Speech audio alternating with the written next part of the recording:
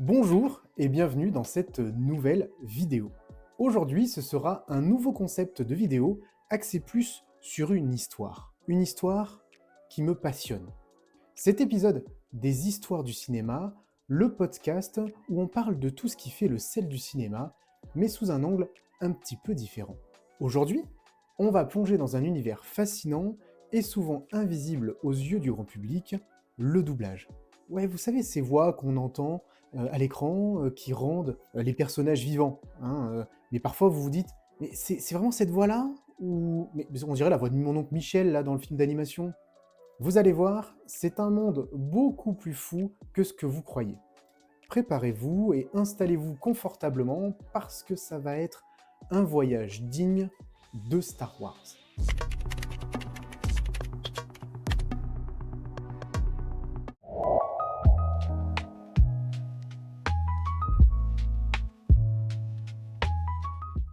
Alors imaginez, on est en 1927, c'est la grande époque du cinéma muet. Pas de son, pas de voix, juste des écrans géants, les acteurs miment des émotions un peu comme des marionnettes. Bref, pas de dialogue, mais à l'époque, c'est cool. Et puis un jour, arrive le cinéma parlant.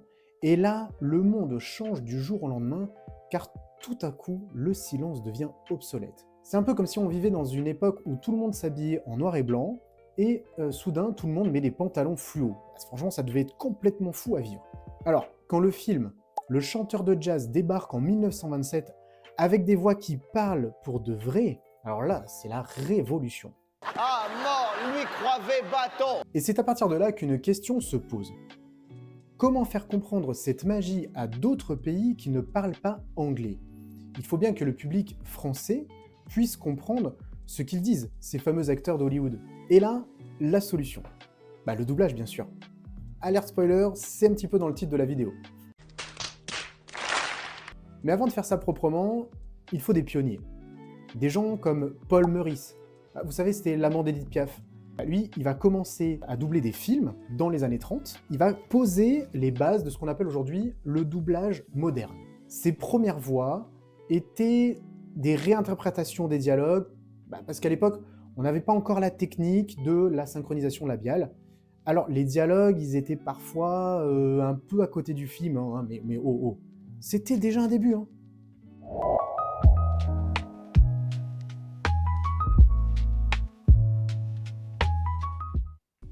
On est donc dans les années 30, l'époque où Hollywood commence à exploser avec des films comme King Kong ou Le Magicien d'Oz. Ces films, on doit bien les adapter à un public européen. C'est l'ère de l'internationalisation du cinéma, et là, les Hollywoodiens disent « Bon, ok, on va envoyer nos films partout dans le monde, mais il faut qu'ils parlent la langue de chaque pays. » Des studios de doublage qui vont un petit peu se créer de partout, notamment en France. Pas mal, non? C'est français.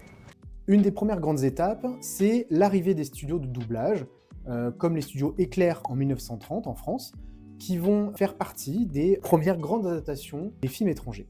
Alors attention, au début, ça n'a pas l'air aussi poli qu'aujourd'hui. Les comédiens de doublage sont pas encore des superstars. Oula, pas du tout même. À l'époque, c'était surtout en fait des acteurs de théâtre qui avaient un ton théâtral hyper dramatique, à la limite du trop. Vous voyez ce que je veux dire? Et puis, dans cette époque naissante du doublage, il y a des voix mythiques qui vont commencer à apparaître. Par exemple, si je vous dis Roger Carrel, vous connaissez? Ah si, vous connaissez forcément. Roger Carrel quand même. Écoutez, là, c'est lui. De la chance liquide. Très difficile à préparer, désastreuse quand elle est mal faite. Ou encore, lui. Des cellules supplémentaires pour le cœur, la peau, le squelette. Oh, mais vous n'y êtes pas. Et c'est même lui. Ça m'a ouvert l'appétit. Qu'est-ce que tu dirais d'un petit encas pour se caler l'estomac? Un ou deux sangliers? Ce mec va devenir la voix d'Astérix, de Winnie l'ourson, de K dans L'île de la jungle, de Bernard dans Bernard et Bianca. C'est même la voix de Mickey Mouse et du robot Z6PO dans Star Wars. Oui, 6PO, c'est pas un robot doré, il y a un vrai comédien derrière. La preuve. Moi, je m'appelle Z6PO, interprète des données cyborg. Toutes ces voix déjà, ils deviennent légendaires et ils commencent à marquer les esprits des spectateurs français. Roger Carrel, on aurait beaucoup de choses à dire sur lui. Je pense que je ferai une vidéo à part entière. Vous me direz en commentaire si ça vous chauffe.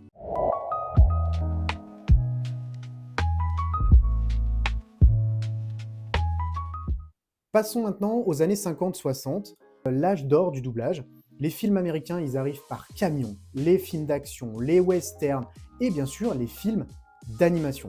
On commence à voir de nouvelles voix de légendes se faufiler dans nos salons, des voix comme Jacques Balutin, la voix de William Dalton, c'est aussi la voix de Zigzag dans Toy Story, de Popeye dans le film de Robin Williams, ou encore de Jérémy dans Brisby et le secret de Nîmes. Écoutez, laissez-moi vous expliquer. Oh, quel chapeau délicieux vous avez. Ce sera aussi les débuts de Michel Modo. Il a été célèbre en tant qu'acteur dans la série des films Les Gendarmes principalement, dans La Grande Vadrouille avec Louis de Funès, vous savez, c'est le gars là qui louche dans le film, c'est super drôle, c'est un moment mythique. Ou encore si je vous dis « Groupir, Forest Groupir », bah là, vous pensez directement à la 7ème compagnie. Groupir. Il faudrait se groupir. Et dans le doublage, cet acteur, il a une carrière exceptionnelle. C'est lui qui deviendra la voix de Splinter dans les Tortues Ninja, mais par contre, il est surtout connu pour avoir interprété pas moins de 17 voix dans la série à succès Les Simpsons. Il a notamment fait la voix de Krusty le Clown, de Skinner, de Tahiti Bob, et surtout, il a fait la voix mythique de Monsieur Burns. Excellent. En clair, ces gars-là vont littéralement incarner tous les personnages de notre enfance. Mais attention, parce qu'à cette époque, le doublage, c'est pas encore aussi sexy qu'aujourd'hui. C'est du labeur, c'est de la création à fond. Un film américain, par exemple, ça peut prendre plusieurs semaines à être doublé, avec des montages audio faits à l'ancienne, faits à la main, pas de logiciel magique à l'époque, juste des bandes magnétiques, des techniciens avec des casques, et je peux vous dire qu'il devait y avoir une bonne dose de café. En clair, le doublage, ça devient alors un vrai métier à part entière, avec des réalisateurs de doublage qui commencent à coacher les comédiens, à leur faire jouer des scènes avec émotion et intensité. Franchement, on est bien loin du vieux doublage où parfois c'était un peu bancal.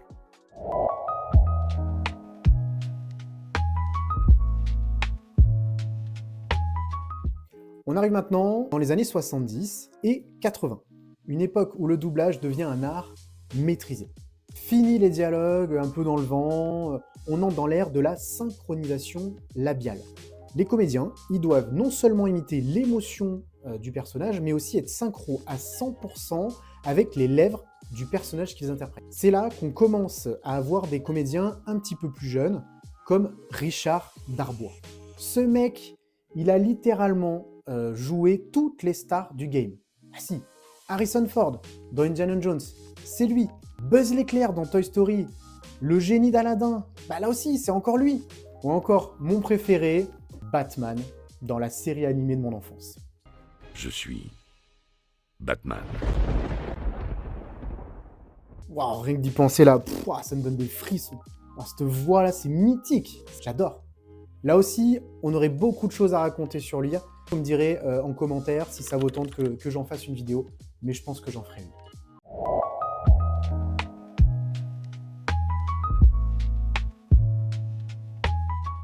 Les années 90, c'est une période de fou dans l'histoire du doublage. Le numérique arrive en force, on voit des logiciels d'édition audio qui permettent de perfectionner les dialogues et de synchroniser les voix avec une précision de malade mental. Mais surtout, les jeux vidéo explosent. Et oui, c'est dans les années 90 que on a l'ère des jeux vidéo avec des dialogues comme Final Fantasy, Tomb Raider ou Super Mario. Et là, les comédiens se retrouvent à doubler des personnages de jeux vidéo. C'est un job complètement différent, parce qu'en fait, il faut jouer une émotion, un regret, tout ça sans jamais avoir vu l'action. Mais c'est aussi l'époque où les séries télé et les films pour ados prennent une place gigantesque. Par exemple, si on prend la voix de Vin Diesel dans Fast and Furious ou Keanu Reeves dans Matrix, sans eux, ce serait pas la même chose. Et puis en plus, on a même tendance à faire la comparaison avec les voix originales, avec les VO. Donc là, vraiment, c'est une époque où les acteurs de doublage deviennent des icônes à part entière.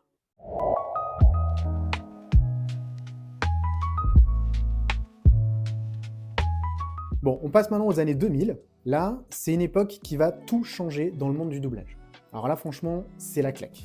Les logiciels numériques débarquent avec une précision chirurgicale pour la synchronisation labiale et l'édition sonore.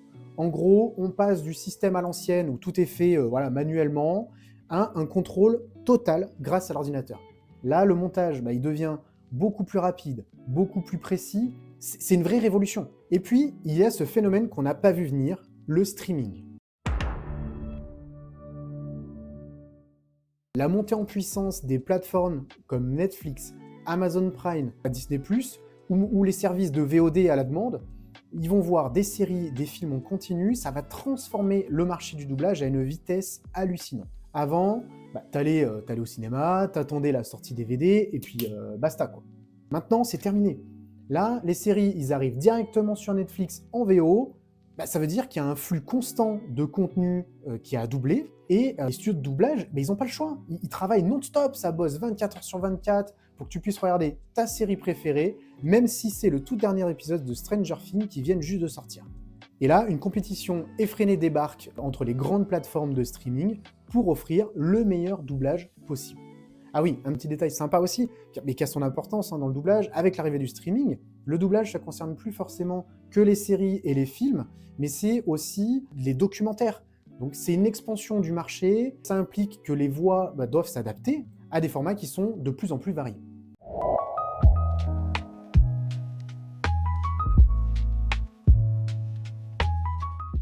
Bien sûr, on ne peut pas parler des années 2000 sans mentionner les films d'animation. Parce que si le doublage c'est devenu super sophistiqué dans les films en live action, ça l'est aussi dans l'animation. Disney et Pixar, ils n'ont jamais cessé d'innover, surtout de mettre en lumière les comédiens de doublage, qui eux jouent des personnages qui sont devenus cultes aujourd'hui. Si on prend l'exemple du Roi Lion ou de Toy Story, quand tu vois que dans la version VO, t'as Tom Hanks qui double Woody dans Toy Story, ou t'as John Goodman et Billy Crystal dans Monstres et compagnie, là tu sais que c'est pas juste une question de son. C'est toute une performance vocale. Et en France, tu retrouves des acteurs comme Richard Dabois, oui, encore lui, ou encore Emmanuel Curtil, qui double Simba dans Le Roi Lion de 1994. Là aussi, franchement, j'aurais des choses à dire sur cet acteur qui est formidable. Je pense que j'en ferai une vidéo. Allez, je vous donne un petit extrait, juste pour le plaisir.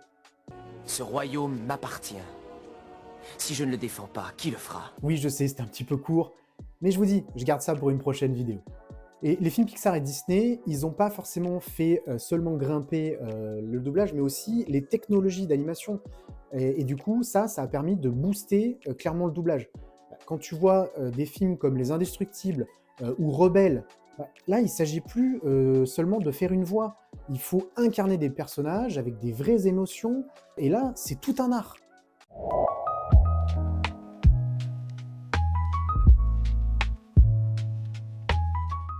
On attaque maintenant les années 2010 et 2020, l'époque où le doublage devient presque une star à part entière. Les comédiens de doublage sont connus, reconnus, et ils sont super présents sur les réseaux sociaux. Vous suivez par exemple Véronique Augereau, elle c'est la voix de Marge Simpson. J'ai gardé ça pour toi, Bart. Ou celui de Donald Renew. Le mec c'est simplement Titeuf, C'est pas juste. ou Spider-Man d'Andrew Garfield. Est-ce que ça va? Ça pèse. Et ces voix, ils sont devenus des icônes en France. C'est pas juste des doubleurs de l'ombre. Et grâce aux réseaux sociaux, beaucoup de comédiens de doublage aujourd'hui partagent leur travail et leur passion. Ça permet une vraie reconnaissance du public. Et ça change tout. On connaissait les acteurs à l'écran. Aujourd'hui, les voix, c'est devenu des célébrités, notamment grâce à Instagram, à YouTube et à TikTok. Dans les années 2010, le doublage, ça prend une tournure complètement moderne, avec l'arrivée de nouveaux outils numériques qui permettent aux doubleurs de doubler chez eux et même de faire du doublage à distance grâce à des logiciels de collaboration en temps réel. Et franchement, ça c'est hyper pratique, notamment avec l'arrivée du Covid. Surtout quand tu dois doubler des personnages qui sont ultra connus dans des grandes franchises comme Avengers, comme Star Wars, ou même dans des animés comme Rick et Morty par exemple. Aujourd'hui, on retrouve aussi des acteurs qui doublent des personnages qui sont super puissants, tout en restant dans l'ombre. Je pense par exemple à Jean-Philippe Puy-Martin, alors on le voit de temps en temps, mais le mec, c'est juste la voix de Tom Hanks, de Timon dans Le Roi Lion et de Tom Cruise ces dernières années. Je suis désolé, c'est une masterclass le mec. Et pourtant, il reste très discret, et c'est une star. Et ne passons pas à côté de l'impact des jeux vidéo aussi. Là, ça cesse d'évoluer. Quand on voit par exemple des jeux vidéo comme Last of Us, aujourd'hui en France, on retrouve des voix qui sont incroyables, comme Cyril Monge, qui fait la voix de Joël, ou Adeline qui, elle, double Ellie dans le jeu vidéo. Ça n'a jamais été aussi cool de jouer à un jeu et de reconnaître les acteurs de doublage qu'on entend aussi dans des films et dans des séries. Franchement, c'est génial. Moi, j'adore ce moment-là. Tu regardes une série, tu regardes un film et paf, tu reconnais la voix. Tu te dis, ah, c'est trop bien. Et franchement, on va terminer aussi en beauté. On peut pas passer à côté aussi de l'évolution de l'animation numérique. Quand tu vois Spider-Man New Generation ou Soul de Pixar, qui apportent des défis vocaux qui sont incroyables pour les comédiens. Les personnages, même animés, sont hyper expressifs. Le doublage, ça devient une vraie performance d'acteur. Aujourd'hui, on n'est pas simplement doubleur, on est acteur. Le doublage aujourd'hui, c'est une symphonie de la voix.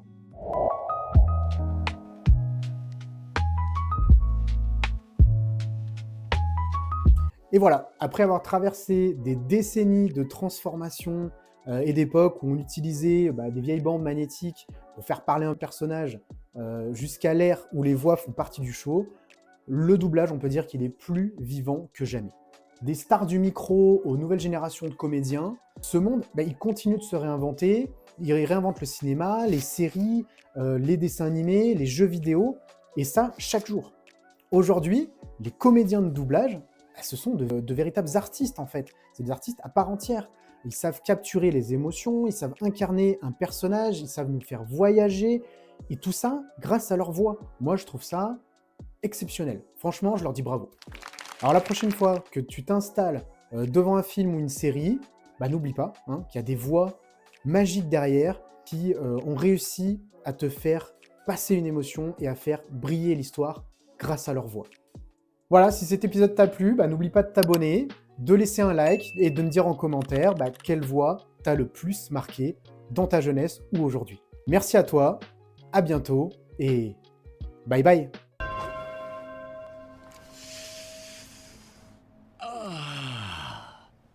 Ce soir, branlette.